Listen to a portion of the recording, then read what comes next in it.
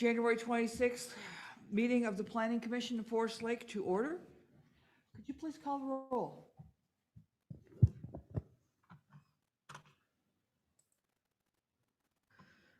Chair Gerard. Commissioner Young. Here. Commissioner Batty. Commissioner Miller. Here. Commissioner Keen. Commissioner Brink. Here. Commissioner Kubal. Here. In the absence of the chairman, I will be chairing the meeting this evening. For those of us who can, could you please rise for the Pledge of Allegiance?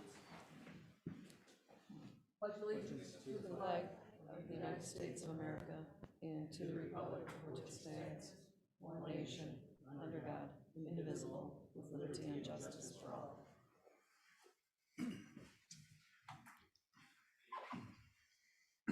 Commissioners, I was informed by staff that due to an error in the administrative filing of the public hearing notice, we are going to strike item 7 on the agenda. We'll be striking discussion of 1055 7th Street Southeast, the minimum lot width variance application. Do I have a motion to approve the agenda striking that particular item? So moved. Second. All in favor, please? Aye. Any opposed? Motion carries. I am looking for thoughts about the Planning Commission meeting minutes from January 12th, 22. Are there any changes, errors, omissions, discussions? Is there a motion to approve those minutes? Make a motion to approve the minutes. Second. I have a motion and a second. All in favor? Aye? Aye. Aye. Abstain. Okay. 3 aye and 1 abstention. Item number 6 is 767 Lake Street South. It's a conditional use permit application. We're going to be getting some information from staff. I'm going to hold a public hearing and then we will consider the conditional use permit. In between staff's presentation and when I open the public hearing, if there's anybody here that wishes to speak about the item, we'll invite them up to the podium. Go for it, sir. Thank you, Chair Young, and good evening to the Planning Commission. We have a conditional use permit request for the property located at 767 Lake Street South. This conditional use permit request is for to permit dog grooming services on this property within the MU2, which is the General Mixed Use Zoning District. Just as a little bit of background for the Commission, this applicant, her name is Marie Motez. She is the owner of Ma and Pa's Pet Grooming. They have been in business in the city since approximately 2010 and have since expanded to have about 10 employees at their location. That is actually currently within the city that they are leasing. So they're looking to purchase this property and operate their dog grooming business from it. So as stated, this property is located within the General Mixed Use MU2 district. In this district, this use is not expressly listed as one of those permitted uses that's allowed by right. So the applicant reached out to staff and staff guided the applicant towards the conditional use permit process to allow for the Planning Commission to review the acceptability of that land use at this location. Typically, for the Commission's information, this business has pets inside for approximately 2 hours at a time. Pets are never allowed to stay overnight. And this is all according to the narrative provided to staff. Pets are never allowed outside the building for safety. Pets are to be leashed or kenneled by their owners when they are entering or exiting the building. And there are no openings of doors and windows during business hours. So as it relates to the use, there are several considerations that are kind of enumerated here in the staff report on the use. As this use is not expressly listed, staff kind of assessed it based on some of the similarities that it shares to other uses that are established in city code. So Of course, this is more of a service-based business. However, there are dogs being groomed on site, which are expressed in the definition of a commercial kennel. Now, staff also believe that this use is not similar to a commercial kennel in its function necessarily. So there is definitely some differences between this use and that one. And in addition, there are some similarities to veterinary uses, just in the sense of having animals coming and going from the site. So that is the reason that staff guided this particular applicant towards the conditional use permit. One other thing to mention is parking. In situations where there isn't a parking calculation listed in the code, staff will kind of come up with a similar calculation based on the type of use. So through that, staff ended up calculating that 11 spaces would be required for this business, and the applicant is stating that there are 18 spaces available on site. So it does appear that they would satisfy parking requirements. Conditional use permits require neighborhood meetings. One was held on January 13th here at City Hall, and there were not many attendees. Approximately 3 people were in attendance, including the applicant. So findings of fact are proposed for the Planning Commission in the staff report, and staff do recommend approval of this request with a condition that parking spaces be marked subject to the requirements in city code, and the CUP is recorded with Washington County. So that's all I have prepared for you. Happy to take any questions. Do the commissioners have any questions? Montez, are you here tonight? Is there anyone here who wishes to speak for the applicant, if there are any questions? All right. Therefore, I'm going to open the public hearing. We are holding a public hearing regarding the consideration of a conditional use permit at 767 Lake Street South. Are there any that wish to speak regarding that conditional use permit during the public hearing for it? Karen, do we have anyone online? I have one person online. Julie, if you can hear me and you would like to speak about this particular public hearing, please either note that in the chat or turn your mute off. Hi, this is Julie Severson. I actually joined this meeting for one of the other meetings, or one of the other items that's on the agenda. So, Apologize if this shocks everybody's Not a problem. ears. yeah, I don't really have any comments about this other than when do they open? I think it would be a good thing. Hasn't told us that yet. I think it would actually be a good addition to our community, just personally. And could we have name and address, please? Oh, mine? Yes. Oh, I'm sorry. Okay, Julie Severson, Severson. My address is 6511 207th Street North, Forest Lake, Minnesota. Thank you.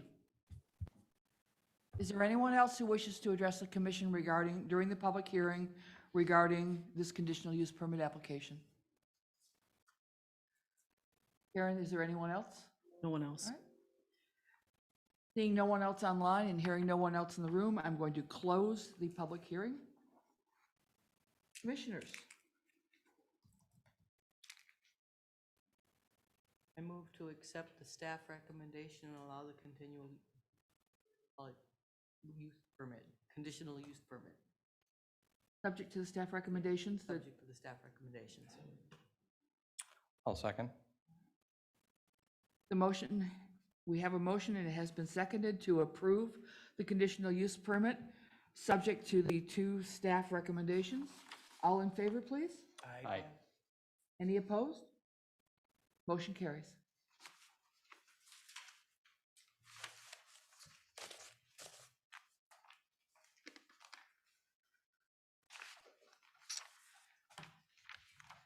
Shall we speak now about item number 8, the Hidden Creek Phase 1 preliminary plat? We will also be holding a public hearing for this particular item. Same general rules will apply. You'll be making a presentation. If there's anybody from the applicant that wishes to speak, we will hear that. I'll hold the public hearing. Anyone that wishes to speak in the public hearing, we'll invite them up to make their comments.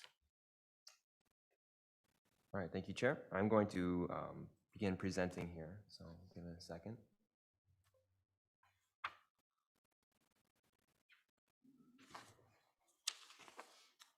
So as the screens come online, this is a preliminary plat request for the development called Hidden Creek Phase 1 in the city here. This request comes after a concept plan which was recently reviewed by the Planning Commission in the fall.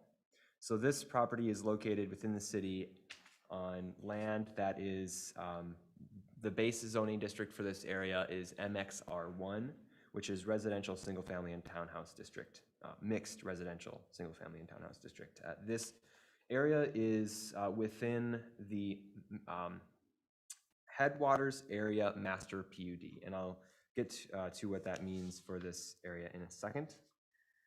So as stated, this was recently reviewed in the concept phase by the Planning Commission. This project has been through several iterations over the last several years, and the applicants have worked closely with city staff over the last number of months to put forward this preliminary plat application. The developer is seeking to develop this 72-acre area with 125 single-family lots. So these are single-family residential lots. The purpose of preliminary plat review, as established in the city code, is essentially to review information pertinent to the proposed development furnished by the developer. The review is done by staff, consultants, advisory committees, the council, and applicable agencies and the public. So I'll get into a zoning review of this development quickly. I'm going to bring up page 2 of the staff report and zoom in on the table, which I'll present in a second. So this development is comprised of, as I said, about 72 acres, 72 and about a third to be exact. There is a net developable acre area of 57.15 acres. So that would be the overall minus basically undevelopable wetlands. This has resulted in a density in this proposal of 2.19 units per acre. The land use and the density are consistent with the requirements of the city code, the Headwaters Master PUD, and the comprehensive plan, excuse me. The density is considered on the aggregate in the city to be consistent with the emerging suburban edge status that Forest Lake has. Okay, so now to this table. On this table, you can see the different standards that are permitted or required in the MXR1 zoning district. The cursor is circling those now. The Headwaters PUD was initially approved in 2006, and construction started in that area shortly thereafter. So that master PUD is still in effect for this area. The master PUD grants deviations to the MXR1 standards. And it goes down the list from lot area, which is 15,000 as the standard, and the deviation permitted is 7,000. We go on down, lot width 65 feet, setbacks front 25 feet, setbacks for the rear yard 25, setbacks on the side 10 on the house side and 5 on the garage side. So those are the standards that are being proposed by the developer. The developer's standards are consistent with the Headwaters Master PUD. All right, and I'm just going to bring up an image of the site while I talk about the rest of this. So what you see on the screen here is an image that was provided by the developer after the staff report was published. Is primarily just an illustrative image that represents the information that's in the preliminary plat plans. So the The Headwaters Master PUD is effectively serving, in this case, as a preliminary PUD. So a final PUD application will be expected when this project moves forward, and that's kind of discussed in the staff report here. I'm going to move on to Parkland Dedication, and I'll kind of walk through some of the highlights of this, and of course the developer is here this evening and can provide you a little bit more of an overview of the development, but we do have what you see here is the development. The red lines represent bituminous sidewalks. The orange lines that run along the roadways here represent concrete sidewalks. In the southern part of this development, you can see a park. This park is proposed as 2.78 acres. The Parkland Dedication total required area is 5.72 acres. So what is being proposed here is a combination of Parkland Dedication of this area you see on the image here, plus a cash in lieu fee that will be estimated at the time of final plat. So I'll pause if there are any questions so far. I have a question about the map on page 52 of our, or 51 of our packet, and this map here that you have. If there's a trail that's kind of shown in the middle of the, Yep. and then here it's shown near the edge. That's a good question. So the location of that trail has over time changed. At one time it was going to be north of this. This is essentially serves as a drainage swale between the east and west portions of this development. It connects two wetlands. That trail was initially proposed on the north side of that, and it's now proposed in the south side of that drainage area, and it will serve as a way to connect both sides of this development with the park that's proposed. Okay, so then if I'm looking at the map on page 51, it's in the middle, and that's not accurate, is from just. I think when you're looking at page 51, you're talking about the red line down the middle of the development? No, I'm talking about the green line that Okay. says trail, right in the middle of that blue section. So what you see on the image on the screen right now, this is the location that the trail That's will the be location, proposed. okay. And then red is bituminous or concrete? Bituminous. If there are no other questions, I'll continue. Okay. As to the woodland preservation for this site, typically we will see a woodland preservation plan submitted with preliminary plats. In this case, there are no significant trees or woodlands on site, so a woodland preservation plan was not required of the developer. Similarly, with landscaping requirements, there's no landscaping proposed in addition to what will eventually be required for residential lots. So a landscaping plan was not required of the developer. However, it is the expectation of staff that landscaping will be required as these lots are built. Signage is also not being proposed for this subdivision. In terms of the staging of this development, the first phase will begin construction sometime around spring, summer of 2022 after entitlements are received. And I'll let the developer kind of go into that in more detail. A neighborhood meeting was held associated with this item on January 12th. There were a number of residents that were in attendance. They were asking a number of different questions of the developer. Those questions were centered on the phasing of the development, wetlands in the area, drainage from this development and others, stormwater ponding, Parkland dedication, and public infrastructure. Some of the concerns that staff heard specifically were related to cut-through traffic that would be a result of construction activities. Those are kind of the high points there. Next steps for this would be to submit a final PUD plan in association with a final plat. So staff reviewed for the preliminary plat criteria of denial and did not find that this subdivision meets those criteria. Engineering comments, there's a long memo that's included in this staff report. The engineering team did a lot of review on this from when the application was first submitted all the way up to right before the staff report was published. So as such, there is still some information that we are looking to work through, but Generally, we find as staff that this is compatible with the city standards and have provided a recommendation to approve this conditional upon the conditions that are established in the staff report, which include resubmitting and revising various submittals. So that's really all I have formally prepared for you. If there are any questions, I'm happy to take them. For the planning commission, there are also watershed comments that we'll have to make sure to take into account. Yes, ma'am. On page 52 of the maps that I was looking at, there's red and green. I don't understand what the difference between red and green are. So what you're looking at is a grading plan that was submitted by the developer. That is reviewed by the city's stormwater staff and engineering staff. Things that they're looking for, I don't review those things myself as a planner, but things they're looking for are essentially making sure that the grading is suitable for what's being proposed. Okay, so then would red mean unsuitable and they need to do something? No, those are just kind of things that are on there for showing various grading. They're not like red is bad and green is good.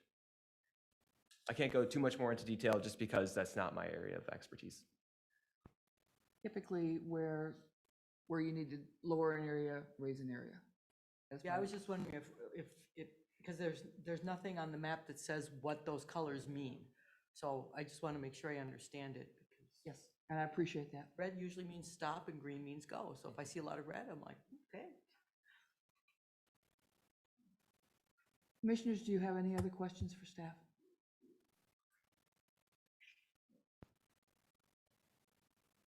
Sir, would you like to make any comments prior to the public hearing? Good evening, Commissioners. John Dobbs, Development Consulting Services. I work for Paul Bergerman. I appreciate all of the effort. Staff's really worked very hard as we have to try to kind of work through a lot of the things. I just submitted the graphic because I just wanted something that was a little bit cleaner. The amount of detail in all the plans was pretty intense. The one thing that has been, the staff has really gone the extra mile to try to help us work through is the drainage way, trailway through the middle, which I think what you were talking about, is currently a pipe in the ground. It's a drain tile from Rice Creek Watershed. And that's in the process of being actually transferred over, and then we're going to incorporate it into the stormwater pond and remove the pipe. And so the grading is kind of all worked through a little bit. And then when I was here as a concept review, Commissioner Young in particular, but others had questions about how does the trails connect and what is the sidewalk connection and the trail connection to the north.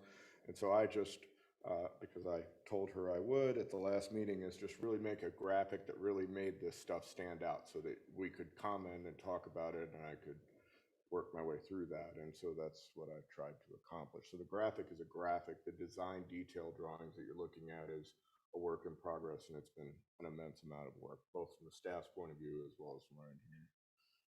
And we're working through Rice Creek Watershed as well, and we'll obviously meet everybody's criteria. So in terms of the neighborhood meeting, it was a great dialogue. A lot of people to the north, they're very concerned about just because they didn't know. And so they just kind of wanted to talk through the process. So our plan is we're going to grade the whole site. We kind of have to do that to make everything work. And then the east half basically is what's going to become street, sewer, water lots this year. And then the west half would be in 2023. But to kind of balance the dirt and make everything work, we'll be grading the whole site this year with permits and oversight from the city and permission from the city as well. So that's kind of our timeline. And then, yeah, a lot of the questions that I heard the neighbors asking about was they were very concerned about traffic. They didn't want us to connect. And I understand that comment, but I don't have much say in that. They're very concerned about an existing stormwater pond that's on the northeast corner of this project, but not inside the project itself, because apparently the water sits and is very stagnant there. They were concerned that we would be touching it or encroaching into it, or they're not happy, and I don't want to speak for people, but what I heard them say was they weren't happy about the existing condition, and they were also concerned if we were going to do anything with it. We aren't going to touch it, and I can't help them with the existing condition personally.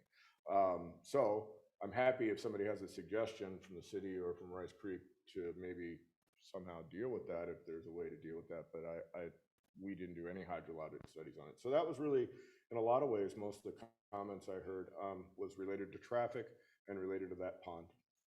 They were also concerned, I think, about the landowner who owns the property, Mr. Taylor, had a permit from Rice Creek Watershed to remove black dirt from the existing wetland, and he's been out there doing that work for a while.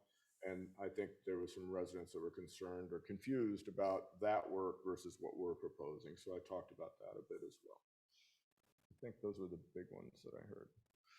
So yeah, I'm happy to answer any specific questions or anything that I can do. We're very much looking forward to trying to put this project in the ground. It's got a lot of open space. It's got a lot of pedestrian access. The lots themselves are out of the floodplain. We've interacted with Rice Creek Watershed, have a reasonable idea of what they're looking for. It's going to be a beautiful site. So yeah, please, if I have any questions or anything I can help you with, I'm happy to do it. But once again, it's just a graphic just to give you a better sense so I could talk more clearly about where trails are and where sidewalk is, and how would somebody in the upper left-hand corner get down to the park? What would that experience be like? How would they actually get in there? And then how would they get back to their house? It was what the question I heard asked of me about a month and a half ago when I was. Commissioners, do any of you have any questions of Mr. Dodd? It might not be for him, but it might be just something I'm curious about. The Bituminous Trail, it looks like it's in the front of some people's yards. That's the red Going line. up to the north? Well, all of it. Is that in the front of people's yards? Yes. Okay. So is that something that then will need to be shoveled, and is a bituminous surface one that is readily shovelable by people, or is that something that's going to be done by like an association to take care of that? There is no association, so we don't have a vehicles community-wide that would take care of that. That's an excellent question. Staff has directed us all along that we needed to connect a trail from Headwaters Parkway up to the subdivision on the north, because there's a loop trail system community-wide that goes up that way. And so we've shown it as a bituminous trail. I'm assuming it's 8 feet or 6 feet wide. I don't know what the city standard is for the bituminous trail, but I don't know that I personally have not thought that part through. How do you guys? Yeah, I think for the most part, we plow those trails as much as we can. It may take a day or two after the snowstorm to do so. If we don't, we'll welcome any resident that wants to shovel their trail to do so. But you know, an asphalt trail is shovelable. Shovelable. You can shovel it as well as concrete. And asphalt is just, the same surface that most of the roads are. Sidewalks are to be shoveled by the resident, trails typically by the city. Okay, and so then when people move in, somebody who doesn't know something like that doesn't necessarily know the difference or the responsibility with that. So how would that get communicated to the people that are moving in, what their responsibility might be as it relates to their particular, because, if I have the cement and I have to shovel and they have the tar and they don't, I'd be like, well, it's Yeah, so confusing. that would be something you would want to know before you're buying the house and buying the lot. Yeah, and I just wonder how that information will be communicated. Right now, we do not have the property sold, but we've been in discussion with D.R. Horton to build the houses. One of the meetings we had, we put some concepts up. I will absolutely get copies of the ordinance that talk about sidewalk and bituminous trail and what the city typically does, and make sure the builder gets it. If there's a sign, I don't know if do we sign the bituminous trails in other places when they go through neighborhoods? I guess there's a standard, we'll certainly do that as well. I don't think we particularly sign the trails to say that they're going to be plowed or anything like that, so. So we will communicate to the builder. I will absolutely make sure that happens. We have signed trails in some areas, and it might not be a bad idea here, because sometimes these trails are meant for the entire city to use.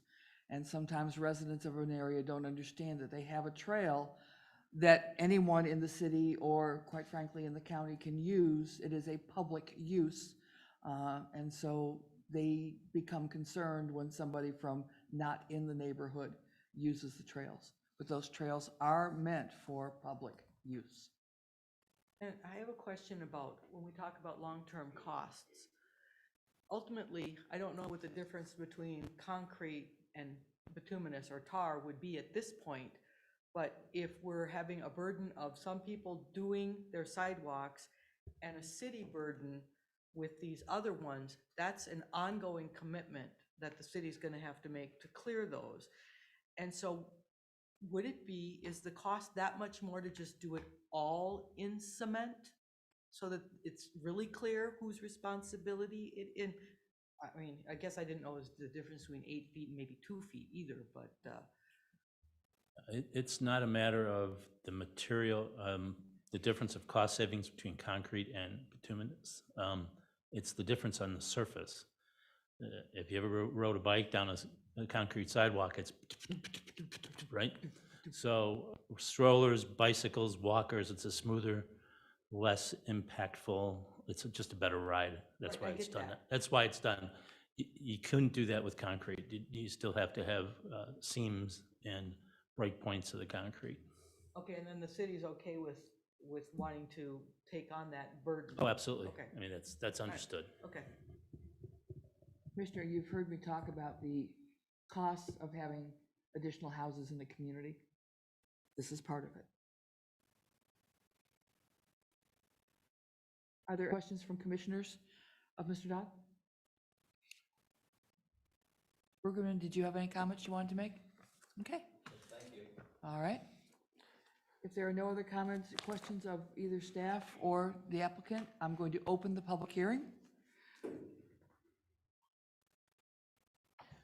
This is a public hearing regarding the Hidden Creek Phase 1 preliminary plat. Anybody who has a comment regarding this preliminary plat is invited up to the podium. I'll ask for your name and your address. Please feel free to make comments. Is there anybody that wishes to speak about this one? Karen, do you have anybody online that would be interested? I still have the same person online. If you want to comment, Julie, feel free to unmute yourself.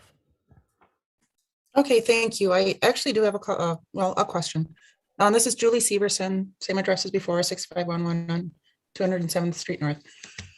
Would you be able to show a map of where this proposed development falls in relation to Lakes International Language Academy and the library? I guess I'm trying to figure out where this development is going. And I don't know if it would have any sort of an Yeah, impact give us a on the second. elementary We're school bringing right up- So that there. we can get you an area map. Okay, thank you. Julie, are you able to watch, are you watching online also? I am, yes. Okay, so the reason your screen went blank was so that we could switch laptops. And do you now see an area map? So approximately right where the arrow is, going in circles. I am not seeing that. I see all of you. Now it's blank with my name on the screen. No, Are you sharing your screen? Oh, I probably. There, okay. it's up now. Okay, Yes. so if you see where the arrow is going in circles, The cursor. Mhm, I do. that's where the Gotcha. proposed development is. And here's the Language Academy.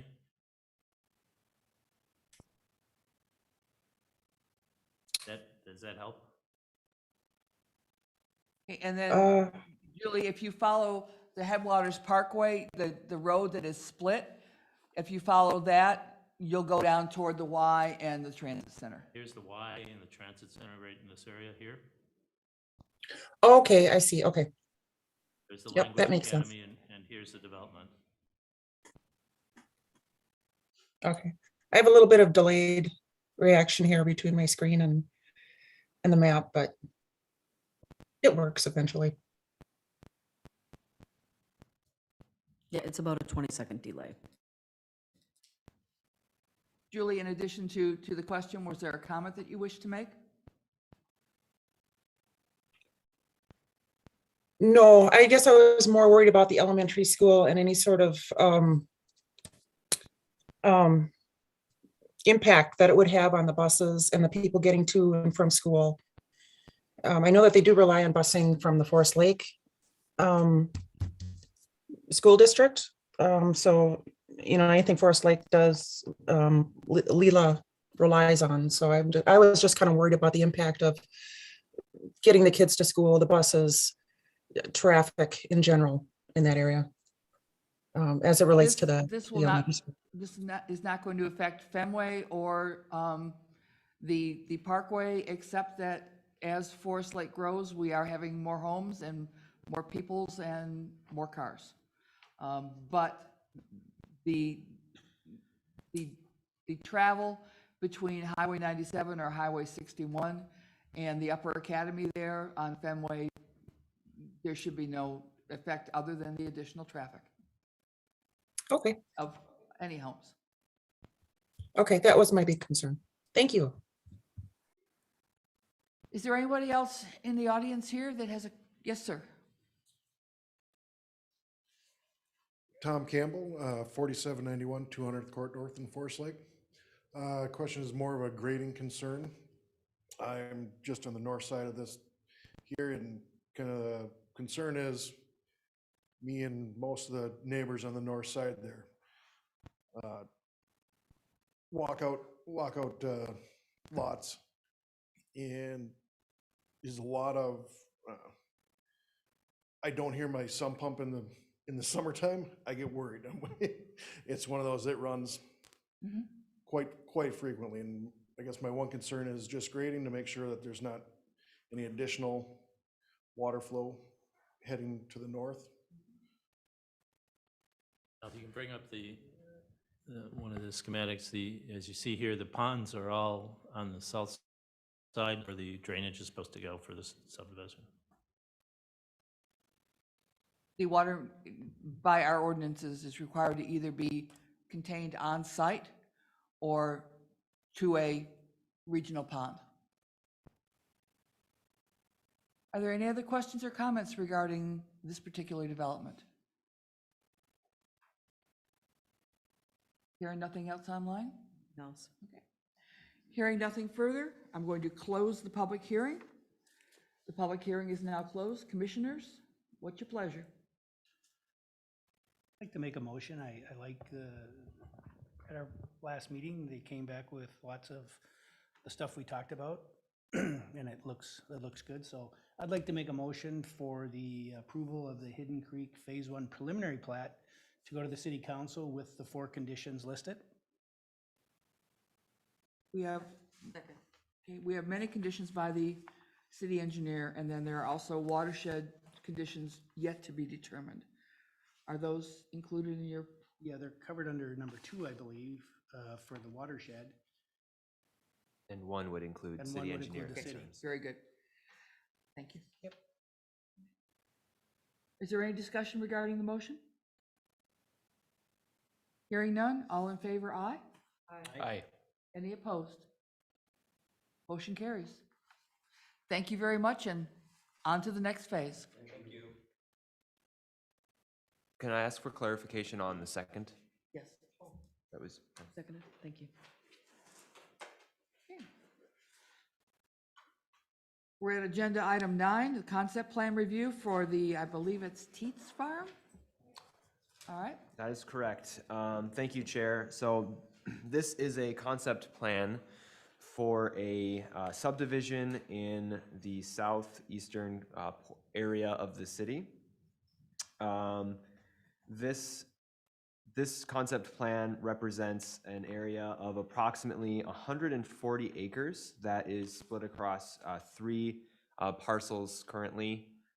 This land has been referred to in the past by staff as the Lemons property. I don't know if that strikes is familiar to anyone. This area, this 140 acre area, has a substantial amount of wetlands running across it. It is part of a much larger wetland complex in this area of the city. So these applicants are seeking to subdivide this land to create 4 parcels, which would be used for residential purposes. So I'm going to bring the concept plan up. And so here on the screen, you can see the concept plan. And again, the purpose of concept plan review is simply to obtain sort of review comments and initial comments from the Planning Commission and staff on these items. So getting into a zoning review of this request, the land use is consistent with the permitted uses within the zoning districts underlying, and in addition to that, the comprehensive plan future land uses. The densities proposed do appear to meet, generally speaking, the densities that are guided for within the city. In terms of performance standards, these lots do appear to meet the area requirements. Lots 1 and 2, you can see in sort of smaller writing here on the screen. They're in the southern area part of this development. They would be, the minimum is 20 acres in size, and they are much larger. They're on the order of 50 plus acres. Again, much of that is wetland area. Lots 3 and 4 on the northern part of this site are have a 10-acre minimum, and they appear to meet that as well. The lot widths for these lots all appear to be acceptable. One unique part of this specific request is that lots 1 and 2 on the bottom here are not shown with a public access. So lots in the city do require a public frontage, and a variance would be required for these lots to be approved. So the city engineer and city public works department have had an opportunity to review for this request, and the city is not interested in expanding the public roads in this area, because that would create a maintenance obligation. So it does appear that it's possible findings could be made to support such a variance. In terms of Parkland Dedication, it's expected that these lots would be paying cash in lieu fees. Engineering comments are provided in the memo that's attached to the staff report. One thing to point out is that it is expected by engineering staff that improvements would be made to Imperial Avenue at the cost of the developer. Washington County also provided some comments that are included in this report. The Minnesota DNR was approached for comment on this concept plan and has not provided anything as of today. And then the next steps for this particular request would be to go through the subdivision variance process for that public frontage requirement, and through the preliminary and final plat process. So staff recommendation is simply to review this request and provide the developer with comments on its acceptability. The developer and the applicants are all here this evening in the event there are questions. Commissioners, do you have questions of Nathan? Nathan, did staff talk about requiring dedicated easements for those, permanently dedicated easements? Yes. For those private roads? We've had challenges in the past, and I'll tell you that I have a bias against them because of that. So yeah, driveway easements would be required for those shared, that private road.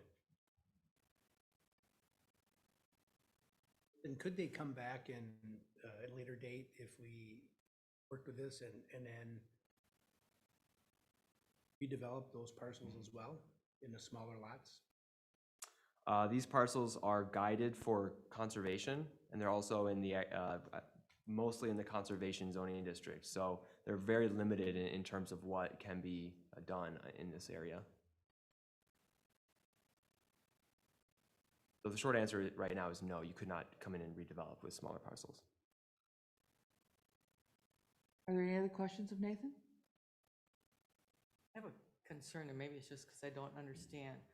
We're taking 3 parcels and making 4, or we're just changing the configuration of 1 and then cutting the other 2 instead of like vertical, horizontal. Is that kind of what we're doing?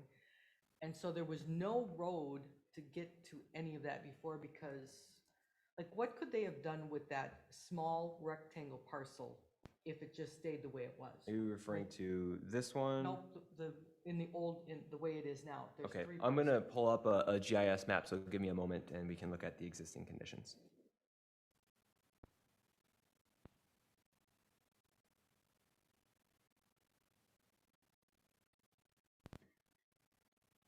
Okay, so these parcels represent the, hold on a moment.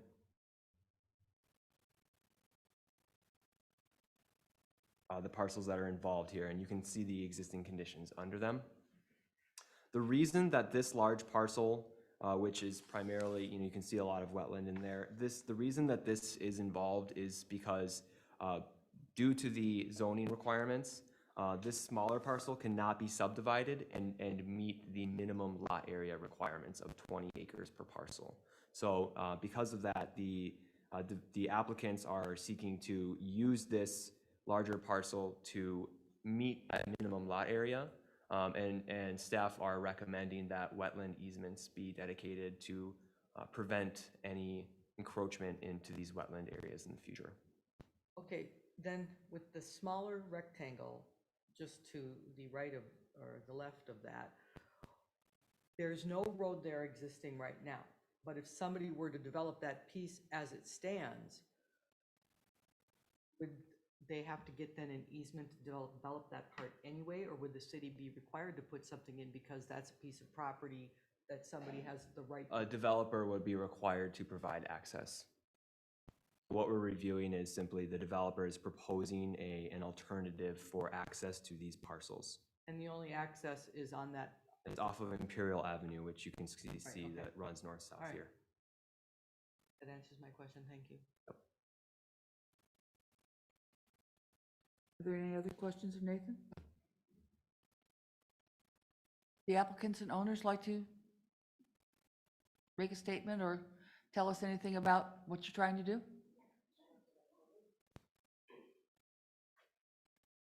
Again, when you come up, just your names and addresses, please. Okay. My name is Kathy Tidball, maiden name Teets, so that's where Teets Farm comes in.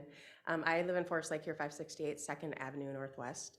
And this is my sister Connie. My dad is back there. This is a private development. We're just building 4 homes for our family. We went through a big loss in our family a year and a half ago.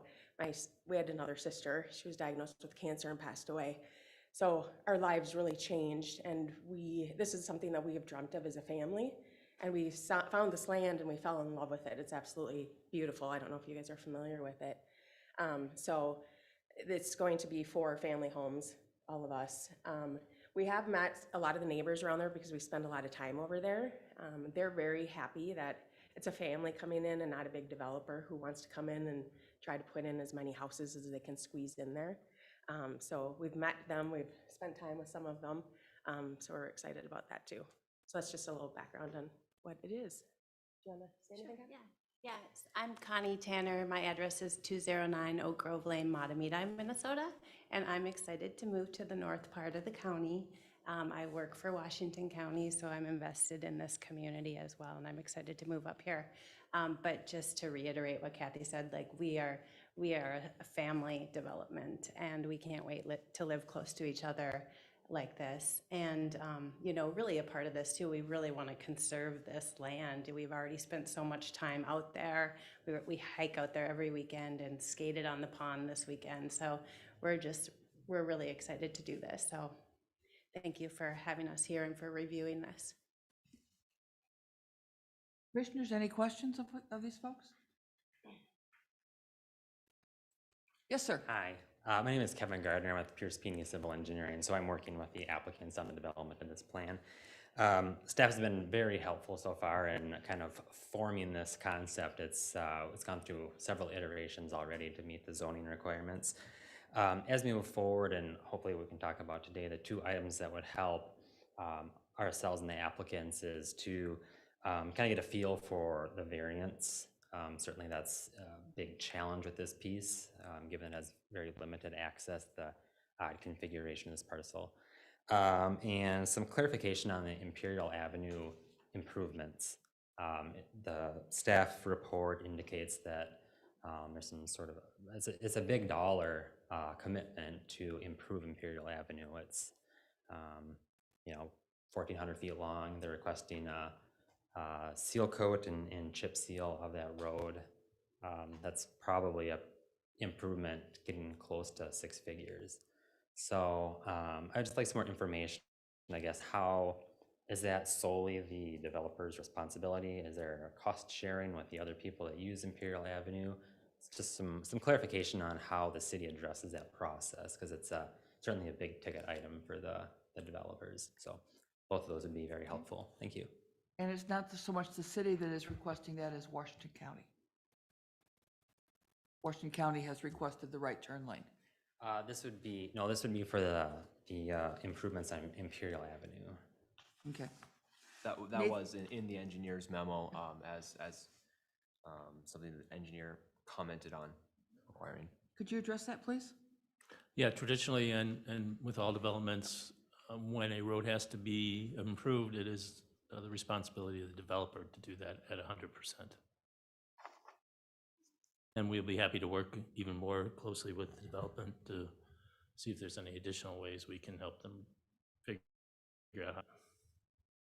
In this case, we're not asking for curb and gutter or anything like that. We're just basically a chip seal, which is probably the most inexpensive way you can go. And is there, I'd be curious to know, I don't know, what is Imperial Avenue on any scheduled future, like public works or maintenance projects for the city? No. I don't think so. No, it's not.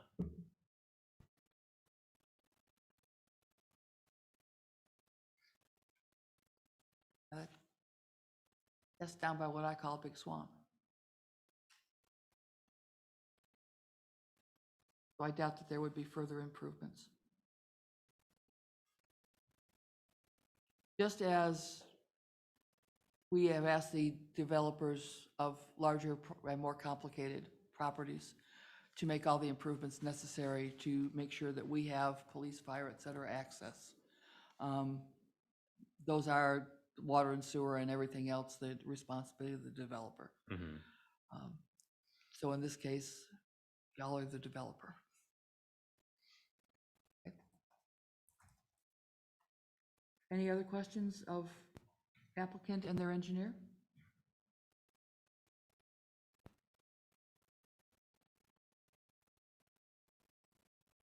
And this one does not require a public hearing because it's strictly a concept plan review. Thoughts and comments about this from the commissioners?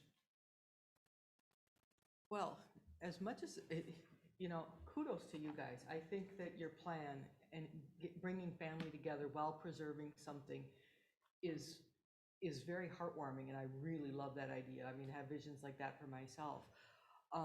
I think of something like this, like maybe 40 years down the road, when somebody in your family might sell that property, what happens to these easements? And now it's not your family that's driving on that roundabout or that road, and how something like that gets managed when sometimes people don't get along.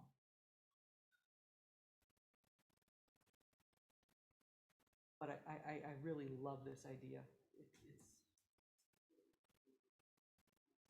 Tell me you're going to be there 150 years. To respond, yeah, I mean, our plan is to keep it in the family at least while we're alive.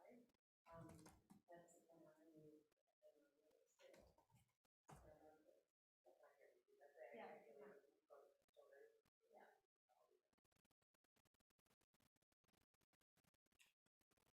Other questions from the commissioners? Yes, sir. Nathan, I'm looking at the page 78, and I see the blue dotted lines, which trying to figure out exactly what those are on that page alongside of Imperial. And it looks to me like coming in off of 200th Street North, that's where the parcel begins, correct? Can you repeat the page number? 78. 78, thank you. It's this map, Nathan. Gotcha. So you Thank see on 200th Street North right there, the blue dotted line? Yeah, it appears that this is this is associated with the engineer's memo. That would be area that would be required for public right-of-way for Okay, Imperial So Avenue. that is the property we're talking about though, coming off of 200th and along Imperial. Correct, so this and- area here. And it looks like, as I'm scrolling down, oh, darn it. If you scroll down, sorry, mine disappeared here. Where it ends down there, where the other dotted blue line ends down there, does the parcel continue past that? This parcel, no. So if we go to GIS, you can see where the extent of that parcel ends. Okay, so that's where that second dotted blue line ends, and that's where the road ends. Correct. That's why we're looking at the shared driveway. Correct. So if we Okay. go back to this is where that area, Yep. that dotted line would end approximately here, and Yep. that is where this private access enters the Okay, area. that's what I was confused about.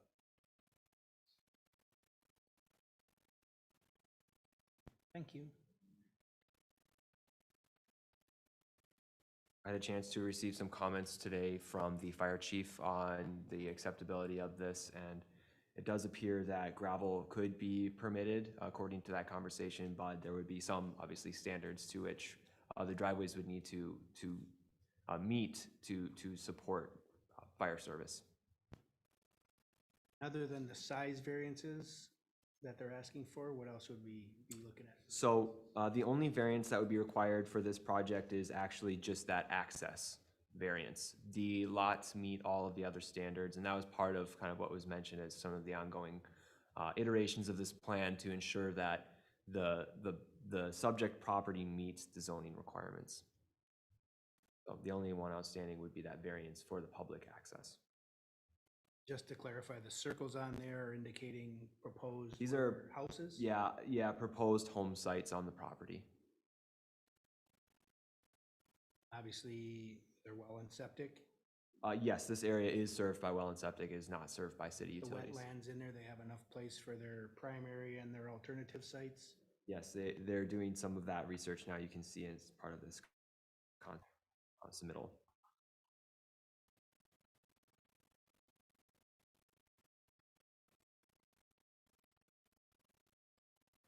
Now, if this is the other roads are a private road, would garbage collection be on the Imperial Road and everybody would go up there? Is that what the expectation would be? I don't know the answer to you. I believe that's actually what would happen, yes. Yeah, because the private companies won't go on the private, Right. Republic won't go on a private road.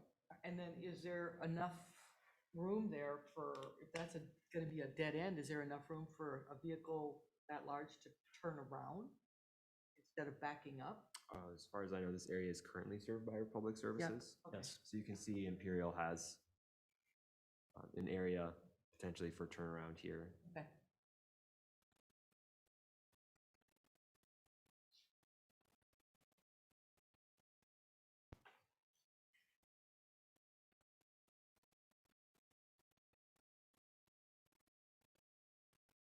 If I remember right, that was a 320 that was for sale?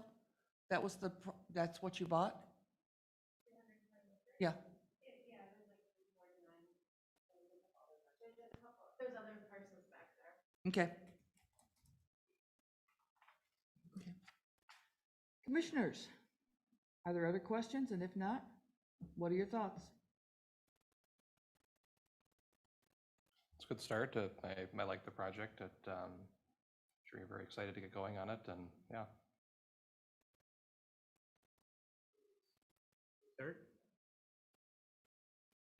Since this is just a concept plan, we don't take an official vote on it. So I think that you've got verbal support here as you move forward. Okay? Do you have any questions, further questions for us? Okay. Thank you, good luck, and welcome to the community.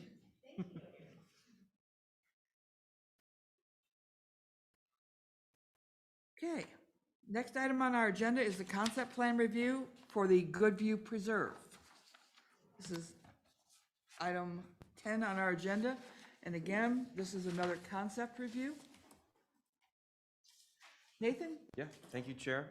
This item is a concept plan for a development, Goodview Preserve. I'm sorry, I'm bringing up the title page here of the staff report. So staff, this is another development that staff have been working on with the applicants for a number of months, developing further concepts and ultimately ending in what you see here with the staff report. This development is located north of County Road 50 or 202nd Street in the city. It is in an area that is zoned mixed residential, single family and townhouse, the MXR1 district with which we are very familiar. The future land use for this area is low to medium density residential, which aligns with that zoning district. So on the sketch plan here this is a recent iteration of this concept plan that was received after the staff report was published, but is fairly similar to what you reviewed in the staff report. So I just wanted to clarify that. This development is approximately 38.4 acres with about 7 acres of wetland that run through it, kind of north to south you see on sort of the eastern portion of the development. Again, concept plan.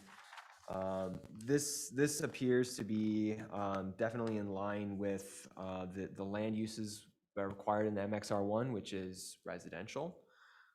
In terms of consistency with the comprehensive plan, this development appears to have, as proposed, about a net density of 2.8 units per acre, which is really close to that guidance in the low to medium density future land use area. That guidance, for your information, is 3 to 6 units per acre. So I'm going to go back to the staff report here and just briefly cover, this is going to be associated with a planned unit development request. As you're familiar, that process is used to grant deviations to the city's standards. And so here you can see on this table, which is in the staff report, listed the various standards to which the developer will request deviations. Those standards are lot area, 8,000 is proposed by the developer, lot width 65 feet wide is proposed, a front yard setback of 25 feet, a side yard setback for properties of 7.5 feet, which would be 15 feet between structures. And no rear yard setback is proposed, or sorry, no deviation would be needed for rear yard setbacks. There would also, in addition to those listed, there would need to be a deviation granted for the unit mix. In the MXR1, it is required that 60% of the overall units be a single family, more or less like a traditional lot of, the 80-foot standard. And 40% of the units are permitted to be either a detached townhome or an attached twin home. So this development proposes 51 units and of single family lots and 38 units of attached townhomes. So I'm going to go back to the sketch plan here. And you can see the townhomes or the twin homes rather, are located in the northwestern corner of this development. You can see this development is sort of bisected again by that wetland, with single-family homes making up the rest of the development in the southwestern corner and the northeastern. You can see on this concept plan here that there are trail connections being proposed throughout this development, which will link the various sides of this development, but also the developments surrounding. The purpose of these trails is to provide access east-west with the green trail here. The cursor is running along. That will serve as access to a park, which is located in the southeastern corner here. The park is proposed to be about 3.5 acres. That measurement there provided by the developer. So speaking of parkland, this development would have a requirement using the total net developable area of 3.14 acres. So it does appear that the park area proposed does exceed the required parkland dedication. The city engineer did provide a number of comments in regard to this development, and that engineering memo is provided in the staff report. There are a number of comments, but one of them very recently addressed by the developer was an east-west trail connection on the southwestern part of this development that would create a more or less a straight bituminous trail running along this line by the cursor here, and then ultimately connecting with a pedestrian crossing on Goodview Avenue. So run on the southern portion of these lots. The developer is proposing that the sidewalk here would meet that same requirement. So staff have not reviewed for that specific comment at this time. I just wanted to let the commission know that that is something that has been discussed. Other than that, I don't have anything particular from engineering to highlight for you. The staging of this development is proposed to, the project will begin in spring and summer of this year, pending entitlements, of course, and then will be developed over time. The next steps would be a preliminary PD and preliminary plat application, followed by a final PD and plat. I would defer to the applicant and developer, Central Homes. They are here this evening and can provide an overview to the Planning Commission of this development. Other than that, staff recommend that the Planning Commission provide feedback to the developer on the suitability of this request. Nathan, just so that I am clear, basically, we had a fairly extensive discussion about significantly downsizing our requirements for lot sizes in MXR. And we said no, that basically we were not going to discuss that further. However, it appears that that is exactly what this development is requesting. So that I'm clear. Yes, so there has been an ongoing conversation, obviously, at the Planning Commission with respect to the MXR1 zoning district and consideration to amending various standards to increase flexibility or allow for smaller lot sizes. So, yeah. Commissioners, do you have some questions of Nathan? Nathan, I have one. You mentioned a percentage of single-family homes versus townhomes in this PUD proposal. What was that percentage again? Let me find that. 40? Yeah, so the requirement in code is 60/40. It's looking like we're going over 40% attached townhomes in terms of the overall unit count. So that would require an additional deviation. For what it's worth, the applicant also provided a narrative in the staff report that you were able to review. So. And one other question, Nathan, the property that is south of the proposed concept plan here and east of Granada behind there, I know is a future plan development. Did we already look at that project? That is correct, yes. That one is called Birchwood Estates. It's, if you're looking at the cursor, it's sort of the southern and eastern corner of this map here. The city has received a preliminary plat and preliminary PUD application for that development.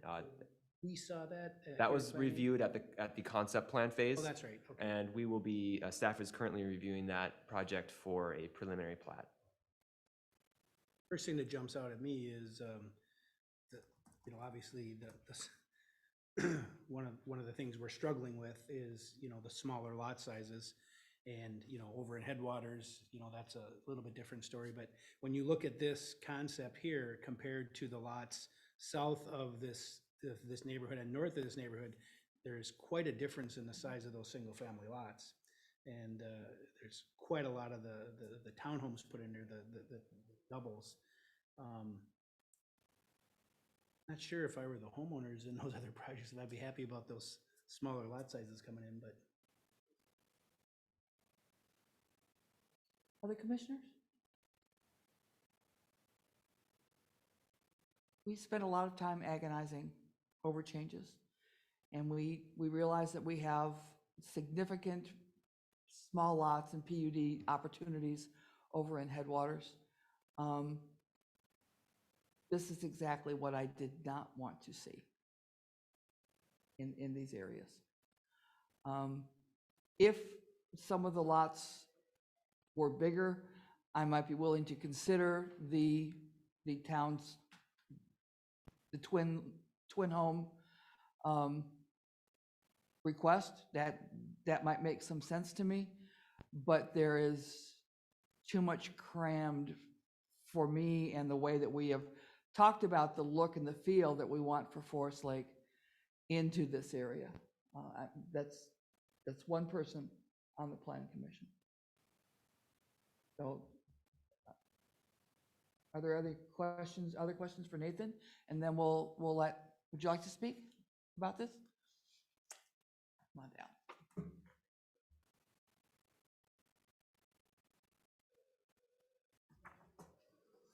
My name is Ashley D'Alessandro, and I'm here on behalf of Centra Homes for the Goodview Preserve project. And I'm also here with David Patberg as well, so he may answer some questions if necessary. And so I'll go ahead and maybe start by addressing some of the comments that you all had, as well as some of the staff comments from the comments that were before. In regards to not connecting that trail on the southwest portion of the site, our reasoning for that was just due to the fact that it's going to be going on Goodview Avenue. We wanted to direct the pedestrian traffic up to the sidewalk so that there's one trail connecting one connection to Goodview Avenue. We just thought that would be a little bit more from a safety perspective and just the natural flow of things to go that direction. We also thought the neighbors on the Headwater side probably would not want a trail in their backyard as well. So that's just our reasoning in regards to that change. And then in regards to, there was some questions in regards to stormwater ponds. This site is very low, so we had a few more stormwater ponds than engineering probably was planned or thinking would be on the site. And they were thinking there would be 2 to 3 ponds. And the reason why we've done that is because the site is so low, we're really trying to work with the natural elements of the site and make sure that the project's able to have walkout and lookout basements and not really disrupting the land too much from a grading perspective. And then there was also discussion about a potential regional pond between our project as well as the Birchwood Estates project, which is the proposed project to the south. Our engineer is Pioneer Engineering, and they are the engineer for Birchwood Estates to the south as well. And so we've had some discussions with them, and just due to the wetlands being to the south and the parkland, they're thinking that is not feasible to do a regional pond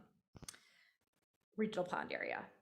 And then from the unit mix, we differed from the MXR1 code just a bit there, because in our experience from having an association, just for the long-term success of the association, we found that having a little bit more homes to make sure that the association is successful long-term is helpful.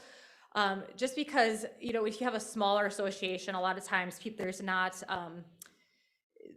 homeowners that want to be participate in the association management the HOA board of directors. So our thought is just by having more of a mix there, or more units, it'll just help with the long-term viability of an HOA.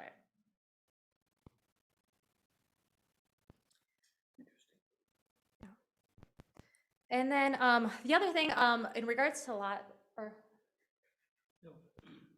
Just David Patberg with Centra Homes. Thanks for having us here. I'm just listening. That's why we have 2 of us come, so one can listen as we present. I just want to make sure I understand correctly if what Nathan was talking about is there's some density designation at a high level, like comp plan level, trying to get to 3 to 6 units per acre. Am I missing something there? Yeah, that's the future land use category, low to medium residential. That would be the guidance of unit of density in those areas. So that was one thing we had in our mind as we were playing this out, trying to get to 3, and we didn't even get to 3. So I'm aware of that. And so then, even though we know it's MXR1, we've heard about this concern with lot sizes. That was one thing that we were having. The other one is in that central area that's dividing the 2 neighborhoods is a wetland complex. And we've had a tremendous amount of conversation with the watershed districts, the wetland consultants, the TEP panel, about trying to keep that intact as much as possible. They say I'm not a wetland expert, but they say this is a very nice complex. And so that's part of it. And so those couple things, the wetland area and this minimum 3 units to the acre were the two thoughts. No, that's a maximum that we're pushing. 3 to 6 is Right. what I thought. Would be the highest density. Oh, then I read it wrong. Sorry, I'm looking to Nathan to say. Yeah, that would be the comprehensive plan. We've had this has been part of that MXR1 discussion, is to say the comp plan guides these areas as 3 to 6 unit per acre. That's the target. As we've discussed in the past, the city is responsible on the aggregate for meeting its density goals. So some developments may not meet that density range. That can be made up on the aggregate through density elsewhere in the city. That has been the interpretation. Headwaters. And that's okay. I mean, and maybe I misunderstood. When I heard 3 to 6, I heard 3 was on the bottom end, and I might have read that wrong, so I apologize if I did. But that's how we read it. We were trying to hit 3 and then preserve this wetland complex. And so that's why we felt like it made sense to come in with a PUD application. And these couple items are why we're at a PUD looking for that flexibility. But it sounds like what I'm hearing from the commission is they don't want to go PUD. They'd rather go standard zoning, which then, and so you're not looking for any of that flexibility. Am I reading that correctly? And I'm going to speak for me. I'm going to ask the rest of the commissioners to speak for themselves. Realize you have some challenges with the piece of property. Realize that you have some challenges with the wetland. But trying to make up the density for the entire parcel in the western portion of it does not fit with the surrounding neighborhoods and with the surrounding feel of what we've looked at for Forest Lake.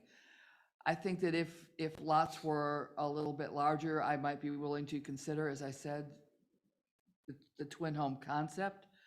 But where you've got up on the curve on the north and west, that curve, are those all twin homes or are those single family homes? The north and west is twin homes, and those actually back up to row townhomes to the north. And so that's why we put that density there, because the neighbors would be other attached product. So we were trying to match kind of the neighboring's density. If we're going to put an attached product of density, we were looking to get adjacent to the existing. But if you look at the density and the packing of the attached homes to the north and compare it to where you're at there on that curve, that is significantly different. When you talk, I'd like to explore, talk to me about how you perceive the HOA for this area. Great question. I think Ashley missed one point, that we proposed to have an HOA just for the attached, not for the whole neighborhood. So just the attached twin homes would have an HOA over them. Since the roads are public, those twin home HOA would just cover lawn and snow, architectural control, exterior maintenance, things of that, but there's no private road. And so we look at the HOA just for the twins. And what we've learned in the past is and so there's 38 units in that. And if we go down from that 38 units, you get into 30 units or something to that effect. It's not every member of an HOA takes the responsibility seriously and wants to be on a board. So sometimes it's hard to get 5 people to man a board when you're at 30, 25. We had one HOA at 24, and as I've been in touch with that city since, it can be a challenge. And so it's just a practical challenge from that perspective. Our experience at Forest Lake is when we have twin homes of this size, they're going to end up being rental units. Okay. And so renters are not typically great HOA folks. Yep. I'm thinking of some other areas in the city where we've got twin homes or where we've gotten this kind of a density. I do expect that much of this will be rental. Just to be clear, We are the builder as well as the developer. And as a builder, as we're building townhomes and other product like this, we're not finding investors. I think the price points are just too high. Not to say that the next buyer might be an buyer, might live there for a year or two and then become an investor, but we just don't see investors buying from us. But your point is well taken. But I wanted to just share our experience there. Commissioners, what are your thoughts on this project? Yeah, we'll just go down the line. We're open to PUDs. Obviously, when you come in with something like this, that's about the only way we're gonna be able to get it done. I totally see your challenges. It's a piece of land that's been sitting there that we'd love to see developed. There are challenges with the wetlands, as you've indicated. I guess two questions I have. When you talk about your twins, what is your price point you're thinking? I mean, just doesn't, I'm, not holding you to it. What are you estimating? We have a similar product that's being built in St. Michael, and the base price is about, I think it's $329 for base, and then options up from there, depending on what the buyer wants. And so we're seeing $20,000 to $30,000 in options. So it's a mid-3 price point for the twins. And what are you thinking? Just again, not holding you to it, price points for the single family with this size home site? Upper threes, depending on options. I think pretty regularly things will hit 4, maybe even a little over 4. And you would be open to continuing the trail system over to Goodview if that was necessary? That's as we think about bringing in a PUD. What we are very well of, it's a negotiation. And so to highlight what the city's getting for this flexibility, what's proposing is that east-west connection that goes through that central, I'm calling it an open space because there's wetlands and an open space, to have a trail go through that area to connect over to the new road. And then right now, according to ordinance, the parkland is required to be, I think it was 3.1, and we're about 3.5, a little 3.5. So we're giving additional parkland that is upland usable parkland. And then finally, that open space in the middle, we are not thinking to plat that into lots. And so that would be additional land that would be as open space, that whole central area. Not that it would be active park, but it would be, that's the proposal to dedicate that to the city. There's some upland in there, there's some wetland. It's kind of mixed and matched through there. So those are kind of the offers to the city to allow for the flexibility of lot sizes and setbacks and things of that sort. Tell me what you foresee in the park. What would the developer be willing to do in that park? Dedicate the land. Okay, just the land. Okay. Yeah, so the Parkland dedication requirement is 3.14, obviously. Right. So there would be no ability to require necessarily per the ordinance cash and lien. Now I've got a question. I'm sorry to interrupt the rest of the commissioners. So in terms of that area in the middle, upland, swampland, whatever, are you expecting that the HOA will be taking care of that and will be doing the mowing and the tree shagging and handling all those ponds in there? They will be responsible for the proposal right now was to have that be dedicated to the city. That's what's on the table. Where the trail goes through it, I think that makes sense for the city to own, maintain, that type of thing. But we're open to having the HOA take some type of responsibility. I have a slight bit of concern because it's not directly adjacent to any twin homes. And so that might cause a confusion. I always think of what is it going to look like when I'm gone in 5 or 10 years. Mm-hmm. And so I worry about the HOA, quote, remembering that is their responsibility. You can put everything you want in the documents, but at the end of the day. So our proposal is to have the city take that area. We're open to conversation about what HOA maintenance requirement might be in there, but I just want to share that sense of concern of when it's not adjacent to the lots, it is easily forgotten. Thank you. I really don't have anything to add. I do concur about the lot size. I don't think it really conforms too much with the surrounding properties, but I understand the situation too that you're working with. So, but yeah, it just looks a little bit compact right now from what I can see. So that's about all I got. I'm just a little bit concerned about parking. I don't know what size garages they're going to be, if they're gonna be doubles or whatever, but it seems like everybody these days wants to have 2 and 3 cars, or their stuff inside the garage, and then the cars out on out in the driveway. And then if there's that many homes on one street and people use the street parking, especially around those curves, that could get pretty tight, and all together in one spot. Just to be clear, so the twin homes, it's proposed to be 2-car garages. We should have brought elevations. We have them. I mean, we're the builder. We know what we're proposing. The single-family lots on 65-foot wide lots, I always, from a builder's perspective, I always start with the house, and then I back into what the lot is. We have 50-foot, 50 wide houses that all have a 3-car option. We don't always include the 3-car in what's built, but we typically plan for it. And so they're 50 feet wide with a 3-car, so that means 40 feet wide without the 3-car. And when you have a 50-foot wide, 7.5 side yards, that's where we get to a 65-foot wide lot. So that's how I come. I start with the house and then come to the lot. That's how we end up at 65. I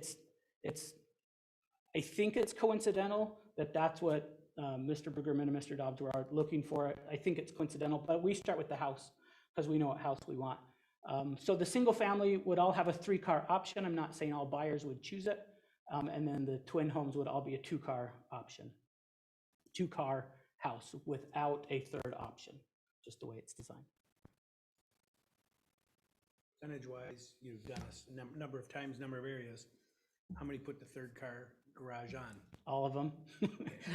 I want to be clear. I don't want to overpromise something and then we're out there building and one buyer says, nope, I'm a craftsman. I'm going to add it after you guys build the house. But we get continual requests for as much garage space you can have. Well, I don't think this lineup has it, but we have one house that has a 3rd car. It looks like 2-car with a 3rd car tandem and then a 4th car wide option. And people like that. I don't know if we've determined if that one's coming here, but yeah, the more garages, the better. And typically we see 100% of them adding that 3rd stall. Patrick, what is the capability of Public Works to take care of that large wild area? Yeah, I'll have to ask the public director. It's a big area. We'd have to see what our responsibility is. The other real concern we have is 9 ponds. The city would have to take care of 9 ponds, so we'll have to work through that a little bit. That's being that ponds usually get turned over to the city unless, in this case, the HOA is going to take them all, which I don't know if we do that or not.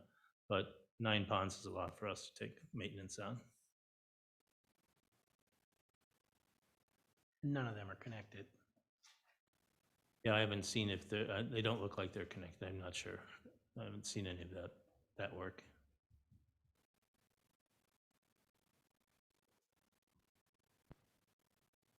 Commissioners, any other thoughts? Yeah, I like the east side. I like the center. I like Granada, the stuff kind of to the east of Granada on the cul-de-sac. But then it really gets congested. And I understand your dilemma there, but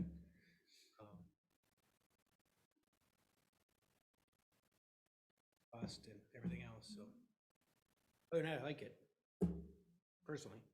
And I understand the need of the developer to make the profit, but on this particular PUD request, quite frankly, the city is getting stuck with a lot of future costs. A lot of future costs that I'm not sure that the tax revenue from the planned homes will recover. Do you mean by the ponds and that middle open space as extra cost? Okay, I just wanted to be clear. We're going to have to take care of that. I mean, that's going to be our responsibility. And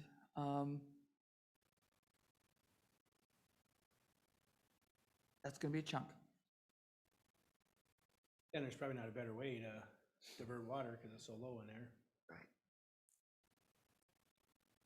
our other option is to really reshape it. I mean, to really do a pretty intense grading project. And we thought the land was quite nice, and having that central being open space, we were not wanting to do that. We did have a conversation with the developer to the south and their engineer, and it's tough. It's not an easy fix to just say, let's consolidate ponds.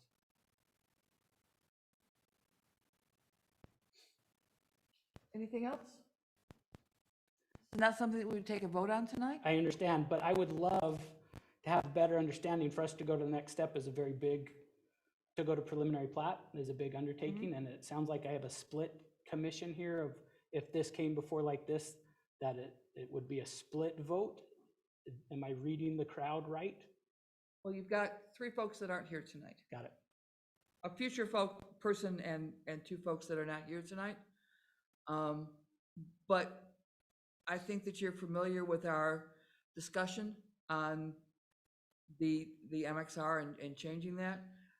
You mentioned Mr. Bergerman's property. That is part of an existing PUD, been planned for a very long time. 15 years, it sounds like. Yeah. I remember. Which will be a lot of density. And I'm just, this doesn't feel like where Forest Lake has asked to be. I would love to see it done. I mean, I think it's a piece of land that we've been waiting to do something with for years.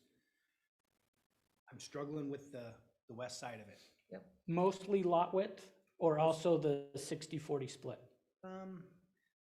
Mostly, if I look at the south side of that project, you know, your dozen or so lots there, those, if maybe those were larger, and maybe the ones across the street, you know, I think those are pretty good. It's mainly in my mind, it's the lots on the south side. I think if those were similar to the houses that they back up to, means you're gonna lose probably 2 or 3, I would be much more in favor of it. Personally.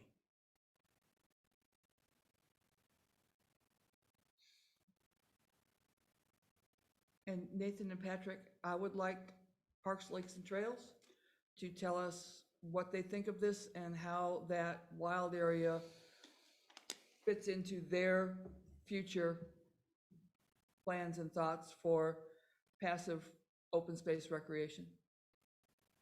Yeah, once we finish the final configuration, we'll bring it to them to talk to them about that. Would it be possible to bring them this and not talk about lot size and just look at the trails and open space? Or is that Well, premature I'm for not them? sure what you're going to have to do to, if you're going to have to change lot size and all that, and how that impacts the rest of the development. So we'd rather go, before we go to the Parks, Lakes, and Trails, have a closer to final iteration of this. What I'm more interested in is, are they looking for a piece of land to be set aside and essentially wild with no city maintenance and what will come of that over the next 20 years? Yeah. Or are they looking for something that they want the city to have, something large like that, and manage as an open space passive, but more a managed woodland or a managed savanna complex? Yeah, I would think that the middle space is always just going to be a wild, unmaintained as much as possible piece of property, because there's not a lot you should be fooling around with there. So, but we'll bring it back to the staff level and to eventually to Parks and Trails and have them take a look at that. And my concern on that is that in the future, the developments around it are gonna say, wait a minute, we've got to deal with something there because we're getting skunks and we're getting raccoons and we're getting critters environments and undesirables. We're getting things in there that aren't as compatible with a fairly dense set of neighborhoods. Correct, and I think a lot of the issues brought up by the engineer also have to be addressed before we get to preliminary platting and all that. So I think we've got a little bit of way to go here on this one. Chair Young, are you open to a comment from Absolutely. Julie? Go ahead and unmute yourself. Make sure you say your name and your address. Okay, thank you so much. This is Julie Severson, Just a 6511 200. Okay, go ahead. Okay. My name is Julie Severson. My address is 6511 207th Street North. And my property backs up to all of this. This is the first time I've seen the concept map. And I do have quite a lot of concerns. The first one is, I'd like to reiterate what Susan Young and a few other people have said, is there's a lot of very small lots in there. There are twin homes in there, but I think Nathan had mentioned detached townhomes. Of the units that are shown, how many are detached townhomes? I can answer And I that really also, quickly.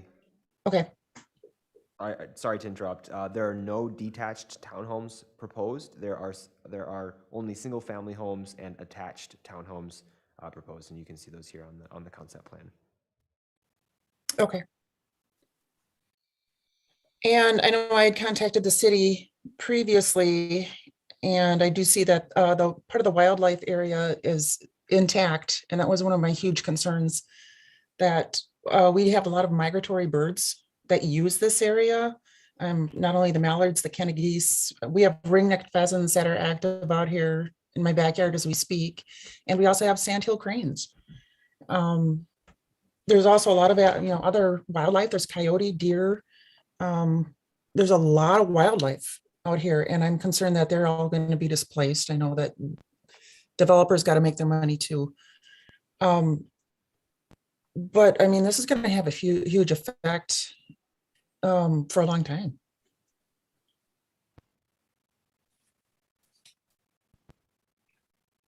So, no, that's it. Thank you.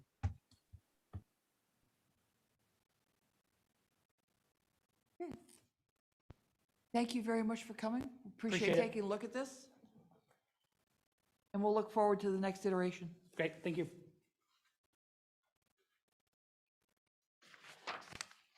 Okay, commissioners. We're tending toward the end. Under other, we have two council members in the room. Would either or both of you like to provide some updates?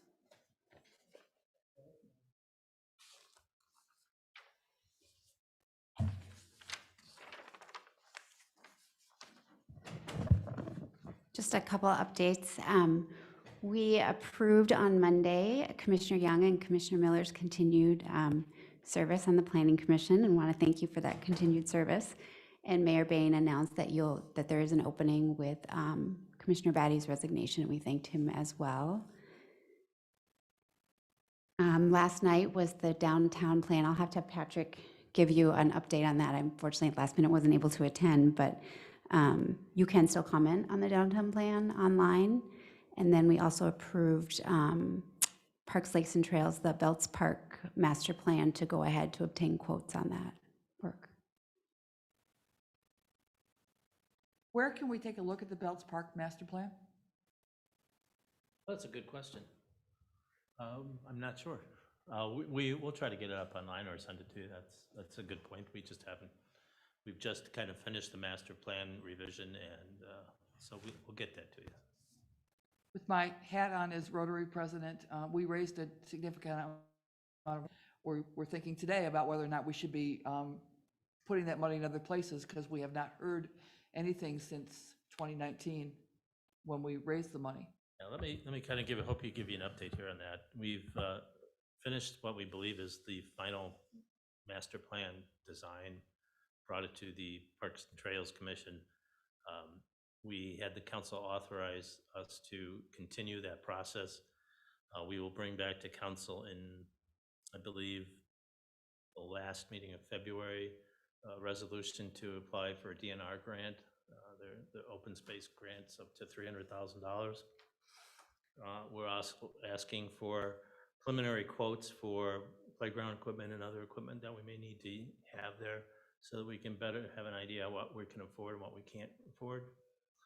Once we do that, we will then get past the grant portion. We'll put together bids, specs and bids, and try to determine what the true cost of the park's going to be, with a hope construction beginning. Not sure we'll make the fall, but definitely in 2023. We know that this has been sitting on the shelf for a while, and we are trying to kick that a little bit into gear here, so. Something that was very important to Rotary was that park is really not accessible to Yes. to elders, to folks with strollers, to folks in wheelchairs. Yes. And that was the part that was very, very important to us to happen. Yeah, and that's a part of the plan. It will be accessible in most places. Thank you. That's Anything it. else, ma'am? That is all I have.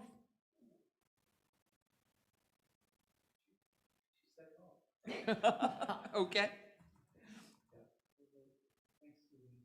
Okay. Okay. Patrick? No, I was attended virtually to the meeting last night, so I think from what I could tell and hear, it was pretty successful. We had interesting online chats there while we had the breakout sessions, but we do have the ability to still comment on the downtown plan. I think it's moving forward in a good pace. Again, I always tell everybody the challenge is once we're done with the plan, how we implement the plan, how we afford the plan. So the EDA, the council, and staff have a long way to go to figure out how that's all going to happen. But I think it's going really well, and I think we had a good, for having a 15 below zero day, I think we had a pretty good participation at City Hall and online. So. We are, as you can see, in development review season, so that's what the majority of your planning staff's time is being spent on at the moment. So really, that's all I have to say right now. We have an upcoming application for the development we talked about, Birchwood Estates. They presented a concept plan to you last fall. A couple other potential commercial developments somewhere at the concept stage, possibly. So there's some exciting developments, hopefully forthcoming. Karen? I have nothing further to add. Nothing for me. Nope, I'm good, thank you. And I have nothing. I would look for a motion to adjourn, please. Motion Unless to y'all adjourn. want to stay. No, I make that motion to adjourn. You made the motion. Okay, I'll second that. Okay, I have a motion and a second. All in favor? Aye? Aye. Any opposed? Thank you all very, very much tonight. I appreciate you helping me out and bearing with me. Good job.